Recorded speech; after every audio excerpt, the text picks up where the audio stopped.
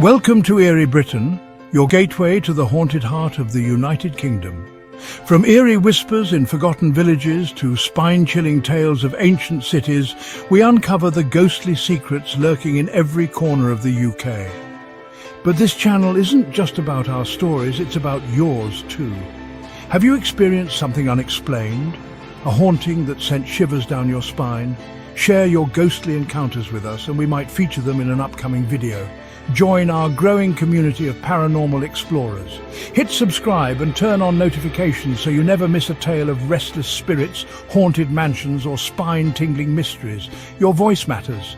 Comment or share your story. Let's uncover the truth behind the shadows together. So light a candle, gather your courage and become part of the story. Because the ghosts are waiting and their stories must be told.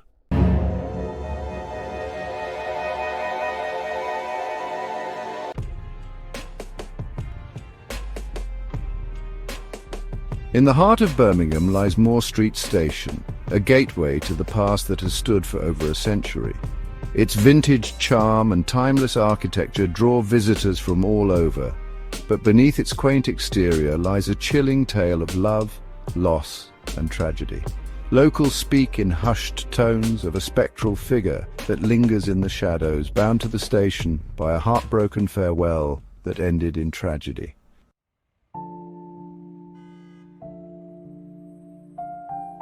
The story begins in the early 1940s, during the height of World War II. Moor Street Station was bustling with activity, its platforms filled with the sounds of goodbyes and promises to return. Among the throngs of passengers was a young couple, Ellena and William, whose love had blossomed in the shadow of war. Ellena, a nurse, and William, a soldier, had met by chance in a Birmingham cafe. Their romance was swift and passionate, a glimmer of hope in a time of darkness. But their happiness was short-lived. William was called to the front lines, and their final farewell took place on the very platform of Moor Street Station. As the train pulled away, Ellena clutched a letter William had given her, promising his safe return. But fate had other plans. Days later, news reached Ellena that William had been killed in action. Heartbroken and unable to bear the loss, she returned to the station where they had last parted, her grief consuming her.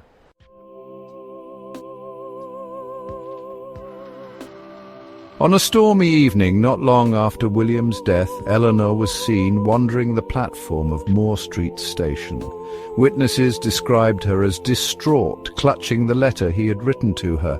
As the rain poured down, she stood dangerously close to the edge of the platform, staring down the tracks as if waiting for something or someone to return. When the next train thundered into the station, Ellena stepped forward, disappearing into the oncoming darkness. The tragic end to her story left Birmingham reeling, and the station became forever marked by her sorrow.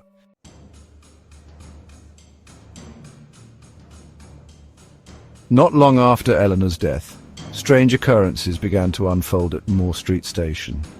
Railway workers reported hearing soft weeping late at night, even when the platforms were empty. Some claimed to see a woman in a nurse's uniform pacing the platform, her head bowed as if in mourning. Passengers, too, recounted eerie encounters. One man, waiting for a late train, described feeling an inexplicable chill before spotting a pale figure standing at the edge of the platform. She appeared to be clutching a letter, her lips moving as though reading words only she could see. Moments later, she vanished into thin air.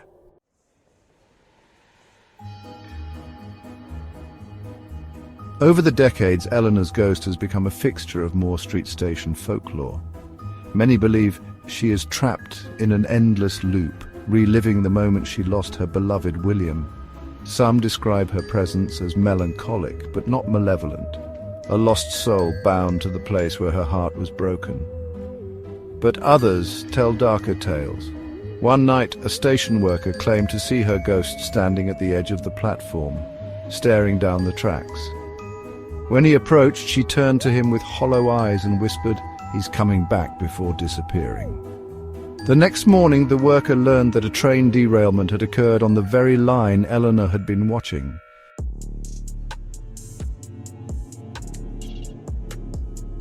Even today, Ellena's presence lingers at Moor Street Station. Commuters and staff alike report unexplained chills, the sound of footsteps when no one is there, and the faint scent of lavender, a perfume she was said to wear.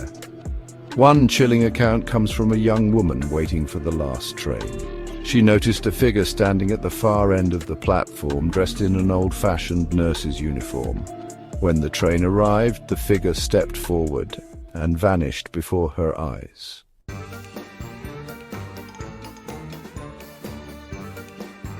Why does Ellena's spirit remain tethered to Moor Street Station? Some believe her love for William is so strong that it defies even death. Others think her guilt over her final act binds her to this world. Skeptics dismiss the sightings as tricks of the light or overactive imaginations, but for those who have felt her presence, the haunting is all too real.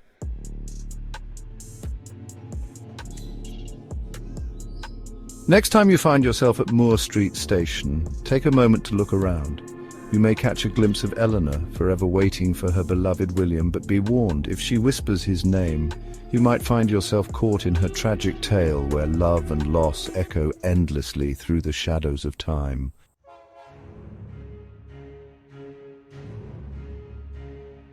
Have you experienced a haunting at Moor Street Station? Share your story in the comments. Subscribe for more chilling tales from Birmingham and beyond. Hold tight for tonight's next story.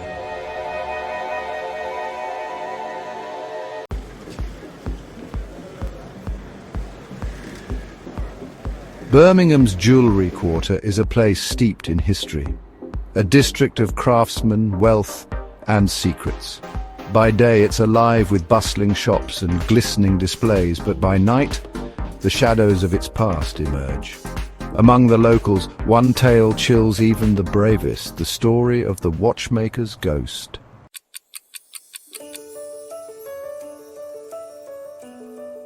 Back in the late 1800s, the Jewellery Quarter was home to hundreds of skilled artisans, including an elderly watchmaker named Edward Farrington. Known for his unrivaled craftsmanship, Edward was a man of precision, pride, and solitude. His workshop on Warstone Lane was filled with the sounds of ticking clocks and the faint smell of oil and polish. But Edward wasn't just known for his skill. He had a darker reputation, a gruff demeanour and a sharp tongue that often led to feuds with clients and fellow craftsmen. Some whispered that his obsession with his work had driven him to madness, while others claimed he was cursed, his perfectionism a punishment for sins unknown.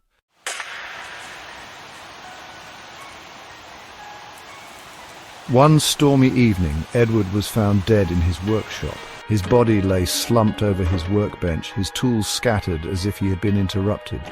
Most chilling of all, a broken pocket watch lay clutched in his hand, its face frozen at precisely 3:12 a.m. The official cause of death was listed as a heart attack, but those who knew Edward were not convinced. Rumours spread like wildfire. Some said he had been cursed by a vengeful client. Others believed he had summoned something dark in his endless pursuit of perfection. And then there were those who insisted they heard him scream that night, a sound so piercing it woke the neighbours.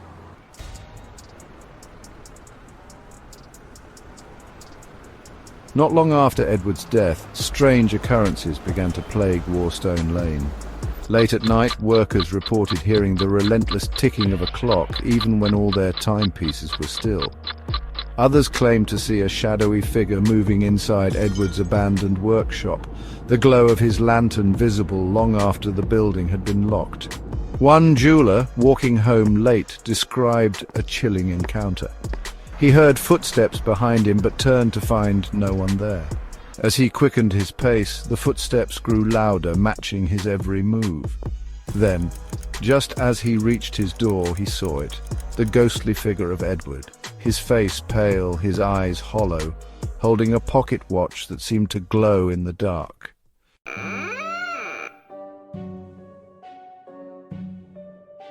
Over the years, Edward's old workshop was left to decay, avoided by locals who feared his restless spirit, but some couldn't resist its allure.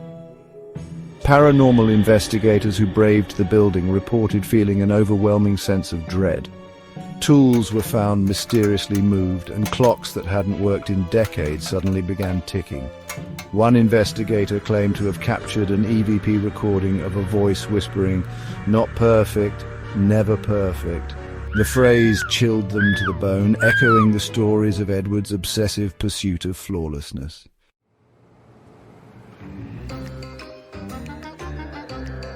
Even today, the legend of Edward Farrington lives on.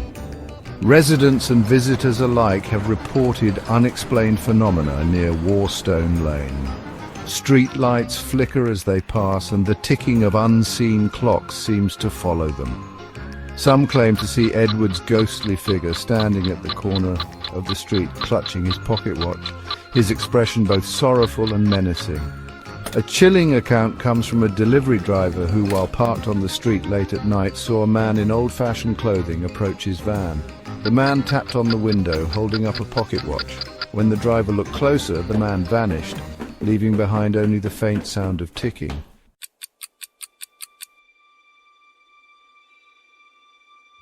Why does Edward Farrington's spirit linger? Some believe his obsession with perfection has trapped him in an eternal loop, forcing him to relive his unfinished work. Others suggest his death was no accident and that his restless ghost seeks justice or revenge. Skeptics dismiss the sightings as mere coincidence, but those who have encountered Edward's ghost say otherwise. His presence is too real, too unnerving to ignore.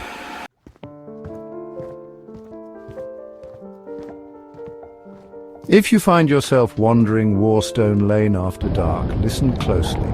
You may hear the ticking of a clock that isn't there, or catch a glimpse of Edward Farrington's ghost, still searching for the perfect timepiece. But be warned, if he shows you his watch, it's said that your time may be running out. Breaking news. Have you experienced a haunting in the Jewellery Quarter? Share your story in the comments. Subscribe for more chilling tales from Birmingham and beyond. Thanks for watching. Don't forget to like and subscribe. And don't have nightmares.